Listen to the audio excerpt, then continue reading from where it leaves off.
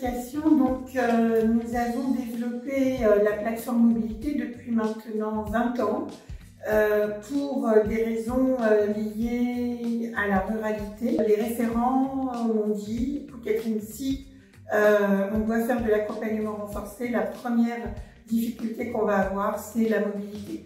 Donc il nous faut absolument des solutions de mobilité. C'est comme ça que nous avons au départ mis à disposition des cyclomoteurs, en fait, des mobylettes qui permettaient donc de donner une première réponse en termes de mobilité au public qui devait aller travailler. Aujourd'hui, c'est un petit peu plus compliqué du fait de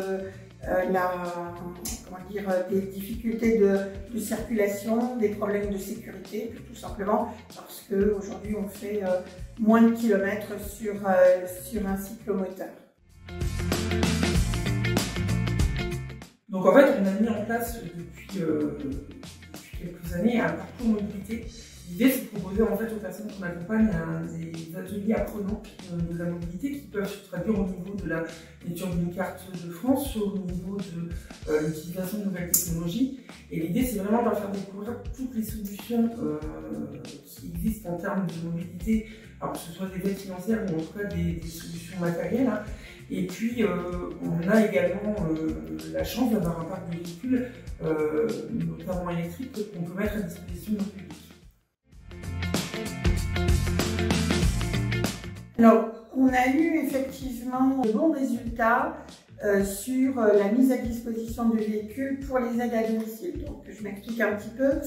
En fait, la mise à disposition de véhicules électriques, dès lors que nous avons fait l'acquisition des véhicules électriques qui nous ont été mis à disposition par la ville de Bohain, eh bien, ça nous a permis donc de mobiliser des aides à domicile qui avaient un permis de conduire mais qui n'avaient pas de voiture, de pouvoir donc accepter des missions de service à la personne et par le biais de commander des véhicules électriques, eh bien, elles ont pu bénéficier de davantage d'heures, davantage de missions pour mettre un peu d'argent de côté pour pouvoir s'acheter un véhicule. Ça nous donne des résultats intéressants puisque période d'immersion premièrement, mais derrière, eh bien, c'est pour notamment Émilie à laquelle je pense, depuis 2 jours, la signature d'un contrat à durée déterminée de 7 mois et demi, alors que derrière, elle ne l'aurait pas fait. Au niveau de la plateforme mobilité, on est vraiment sur l'accompagnement individualisé,